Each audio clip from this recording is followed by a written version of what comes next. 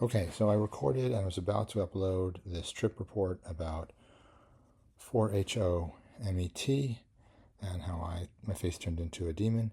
But I thought, let me ask the I Ching about sharing this with the public. And I got hexagram 38 changing to 16. And you can look this up.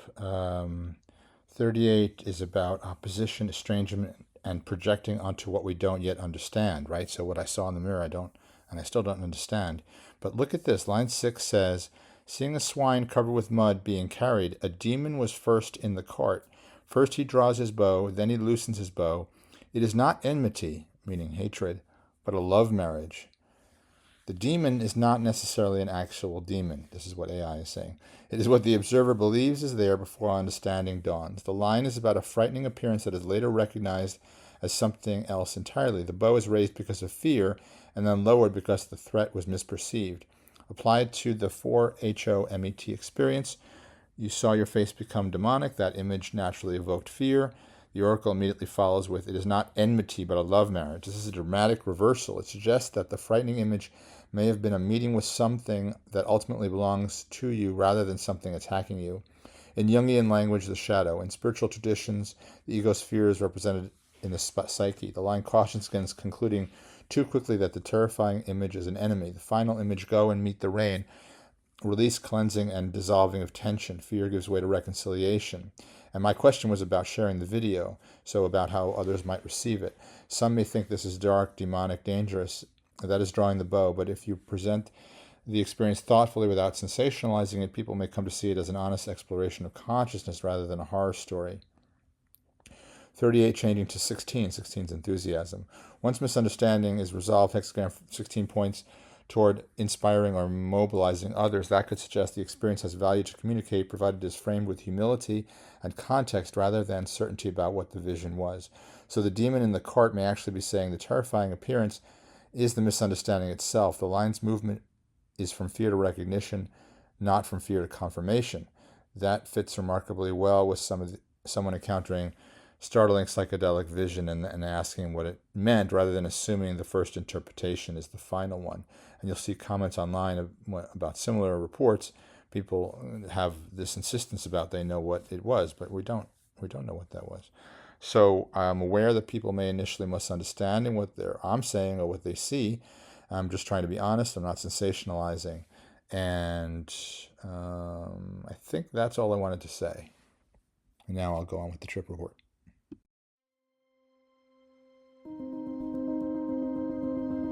This is not a standard trip report, but this is my reflections on 4-HO-MET.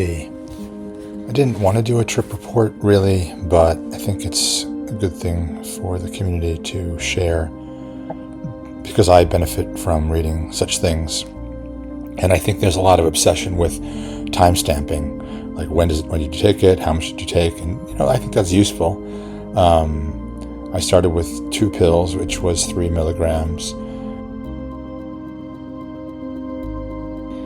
And then I wasn't feeling any effect, so I took a third, so it was 9 milligrams altogether. And I think roughly 30 minutes for me. It might have been longer. I know for some people it's faster. And initially it was a little bit of nausea, and through the whole time, which lasted, I would say, 7 hours, maybe 5 hours, I can't remember. And it was gradual ending. I was hot and cold, so similar to LSD in that way. I couldn't figure out whether I was hot or cold.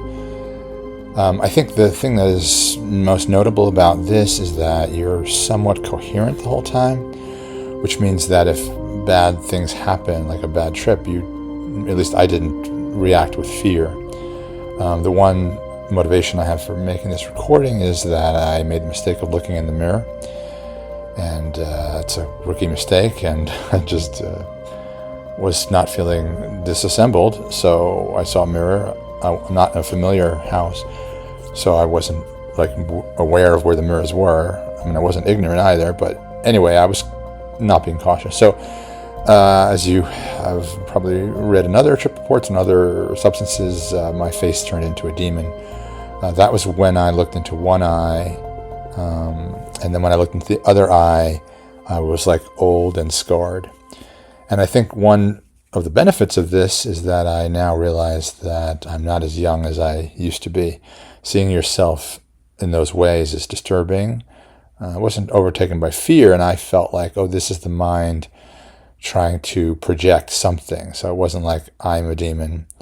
But then I guess later I did start to worry that I was a demon, or that I was going to act in a way that was demonic. And I think one of the challenges with mushrooms in particular, not that this is technically a mushroom, but it's a similar chemical, is that one can go into grandiosity, messiah complex, or into demonic presence or something like that. And I think, what I started to see, because of the coherency of the substance, was that this was just the mind trying to make sense of it. At one point, I started to invoke religious things. I said, I felt like I was in a different realm of reality, and I said, well, I don't know who you are, I don't know who I am, I'm not coming with any I'm not pushing any religion, I'm not against any religion. I'm curious if you are saying there is a God or isn't a God, and that sort of stopped them in their tracks. I don't know whether that was the right thing to do or not, but I kind of was like, I'm not just doing this to see visuals, although in retrospect maybe that would have been nice, but I wanted to understand the divine, whether it's non-duality or duality or some combination of the two, even though that's a paradox. So I came in, I think, with that kind of a little bit of an agenda, and I was trying to communicate with God, and I didn't have that happen to me, probably because I wasn't humble enough. I think I was full of my oats, not being afraid as I usually would be. But then other times I was, praying that I wasn't going to be doing demonic things, and I was sort of explaining that I'm not here to save humanity, and that the flaws of humanity is a reflection of how we're imperfect. And I felt at one point that whoever they were, may have tried to give me more information. I wanted to point out to them that I'm a flawed person. I can't even figure out the thermostat. I was trying to solve the temperature issue, and the thermostat is confusing, even when I'm not on substances. So I just wanted them to realize I wasn't really equipped to be doing anything. But then I fell asleep, and I had this anti-Catholic dream. I don't have much to do with Catholicism, but there was some aspect of me or some otherworldly thing that was very unhappy with Catholicism. I said, I'm not going to take on a mission. I'll do it if God asks me to, but I'm not interested in just taking some random entity's mission to say something about religion or do something about religion. It's not my place. I'm not here for any grandiosity. And then I guess the other thing I'll add is that I picked up a power tool, which was maybe not the wisest thing to do. I didn't know what it was. I was very cautious, and it was spinning around very fast. Maybe I'll put an image of it online on the image here on the video. But I cautiously touched it, and it was not dangerous, which of course could have ended badly for me. But the point was that the center of this spinning surface was key. If my finger was on the peripheral, like a record player, it would just spin off. But if I kept it in the center and didn't press too hard, then it could just stay there in the center energy, right? Not moving out of the circle. But if you press hard, then it would. So I felt like this was a lesson, and whether it was a coincidence or a divine or medicine or spirit or something, but I kept coming back to it. I'm coming back to it now, today, 24 hours or more later. Yeah, because it was evening. I took it yesterday morning. So I don't know what that is, 36 hours. I think that I want to not be pulled into stories, and be aware that when the mind is trying to pull me into stories, I think, being pulled into the idea that you're a demon, or there's a demon inside you, or you're possessed, which is why I won't mention this to my priest friend. It's, there's a case to be made for that. Maybe there is a demon inside me, or maybe I am a demon, but I try to do the right thing. And I'm not courageous enough to do this again and look in the mirror. I might do it where I cover my face, but then I couldn't. We tried to figure that out exactly. But if there's a way to cover the mirror so you're only seeing your outline. There's an interesting aura, which I've seen other people report, which would be interesting to investigate. It was almost like I was superimposed into reality. And that was great until I looked into the eyes, and then so I'd have to figure out a way to cover that up. And maybe that's not easy to do reliably. And I think the other mistake I made was not listening to music. I was trying to do binaural, and it didn't totally work. But I think music appreciation would have been enhanced, and so maybe I'll get a good playlist for this if I do it again, which I probably will, even though I had a whole day headache, which wasn't pleasant. I wonder if there's more to be discovered here. Maybe a lower dose, maybe a higher dose, but only slightly higher or lower. I wouldn't do a super high dose of this. Probably mainly because of the demon in the mirror and the headache. But maybe I would do 4 pills, which would be 12. I guess I'll end with the I Ching reading, which I did. I recorded that earlier, and I think that's what I would do as an I Ching reading to determine if I want to do a higher dose or lower dose, or do it at all. I could just throw it out. And perhaps if you comment and ask me to give you an I Ching reading about your trip, it might be useful. I just think it's sort of a helpful barometer of what you're heading into, and if it's a negative I Ching reading, maybe you don't do it that day. And if it's positive I Ching reading, you may go in with a better mindset. I think I explain it, but basically one of them is heading into full truth. So it's hexagram 43, which is, I call it breakthrough. Other people call it the ring of authority. I think that's a more traditional view, but you're heading into the truth. And then the change into 23, which is the reverse. It's the exact opposite. Well, not the reverse, but it's the exact opposite where everything changes. And that is, in my estimation, heading into pure receptivity, pure beauty. So it's like the precursor to hexagram 1 and the precursor to hexagram 2, which are the linchpins of the whole I Ching. So I took it as a good sign. I didn't have any great truths that I'm afraid to reveal, which is what 43 would suggest I would have gotten. I did make a point of saying to the entities, if they were, because I thought they were entities, that I was not recording anything. So I was being humble, because I think if you record everything as you're talking, they may be wary about what you're going to share with the general public. And then with 23, which is skinning or flaying, I have to say the stuff I saw in the mirror was that way, and I think that's something I'm going to be trying to figure out in my dreams, is what the heck was happening there. Was it real? Was it imagined? What is the significance? Is there a demon inside that I need to exorcise? In which case my Catholic friend would be helpful. Or is it my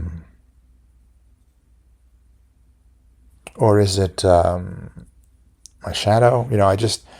I'm not entirely sure. I guess I'll read one last thing before I go. This video is probably too long, but let me just read one last thing. This is from Claude about Carlos Castaneda, this kind of thing. So you have the mold of man, the shape everyone's awareness gets cast into by cultural conditioning, staring into a reflection. To loosen that mold, the idea that if you stop doing your normal automatic way of seeing, other configurations of the same face can surface, perhaps older, ancestral. Gazing exercises like this are used as a way to practice not doing, interrupting your habitual perception, so something other than usual gets a chance to appear. So that's a bit of a more positive spin on it. It didn't feel positive. But I suppose I can cast it in that light, is that I didn't have the normal fear that I would have had if this was mushrooms or probably LSD, right? I didn't freak out. I thought, this is the mind trying to represent something, and it's best that I don't mess with this and look away. I don't know if that was best. Maybe I should have kept looking, but I don't want to mess with those kind of things. Anyway, the rest of what follows is just the more detail in the I Ching, if you care to learn about that. Substance is 4-HOMET. I did an I Ching reading and I got 43 changing to 23. I thought 43 meant breakthrough, but apparently it means the ring of authority. So a psychedelic can be seen as a ring of authority, bringing you experiences or insights. And do you surrender to that authority or do you fight it? If you fight it, you're in for some trouble, probably. So you raise this ring of authority in the king's court, and you want to be careful about what you're proclaiming to be true. And we see this with psychedelics often, where people proclaim things, including Messiah complex or natures of reality, and probably anything a person can say is going to be inadequate and possibly harmful. So we want to be cautious about what we say. You definitely don't want to undertake any war or mission. You just want to keep looking. And it's interesting that the marsh is above heaven with hexagram 43. Marsh I've associated with Pluto, and I have writings in my book about the marsh being a place where there's anaerobic decay, so energy is stored up over long periods of time, and that may have something to do with what happens to us when we die, is that our energy, our soul or psyche or something is being collected for energy. Not in a nefarious way, just a recycling and rejuvenation way. So the noble one gives salary to those below. Interesting, because I'm casting a play and I'm not paying anybody. But stays in virtue and remains aloof, right? Because if we're so busy to share our vision of the truth, we can get ourselves into some trouble and try to maybe be the one who's authority rather than holding the ring of the one who's in authority. Anyway, it changes to 23, which I thought was stripping away, as in removing dead skin. But this one source that I go to says it's about living on earth, removing what is not right, tending the field like a farmer. And that's tricky because we don't know what's wheat and what's weed, but maybe best to leave that to the harvester or to the psychedelic to be the farmer, to pull away, to nurture what's needed and to sever what's not needed, to prune where necessary. And you want to be sure you know what's on the inside. If things beneath the skin, if things aren't working, you want to see what's rotten or what's not functioning correctly. And so I've thought about this as a way to see about the causation of my migraine or my fears about the colon, since I never got a colonoscopy, and there's that documentary. So I just want everything inside to be working, if that's God's will, for me to be healthy. If not, then, I guess disease comes to humble us and move us back into the marshes of Pluto. Anyway, so the decaying of the outside is happening. Even you can say the husk of the body and mind, with the soul being the inside, and what's inside finds a new form. So that really does fit with a lot of things I've been writing about. And interestingly, they're a complementary pair. They're reverses of each other. So with 43, you've got the 5 solid lines with one broken yin at the top. So to me, that's moving into all truth. It's just the moment before truth, which is why I call it breakthrough. 23 is heading into the field, into the receptivity, into the pure yin of hexagram 2. And 43 is moving into the truth, the sky over sky of hexagram 1. So the initial hexagram is that the psychedelic may show absolute truth, but then you want to be more about removing the dead skin, the flaying, so that you can be purely receptive and have your insides be seen. So one may be objective truth moving into subjective truth. Will my journey be like that? I have no idea. Final points about this before I put away the computer. 43 is about naming something openly to the right people without aggression, right? So no agenda, not trying to be the commander, not trying to be the authority. You're holding the ring of the authority, and you want to be careful who you say it to. So I got to be careful what I put in this recording. And then 23 is about letting the outer layer decay or be stripped away, so to see what's underneath. So removing any kind of blocks to the true self. Maybe removing the shadows of the negative adaptive child, negative free child.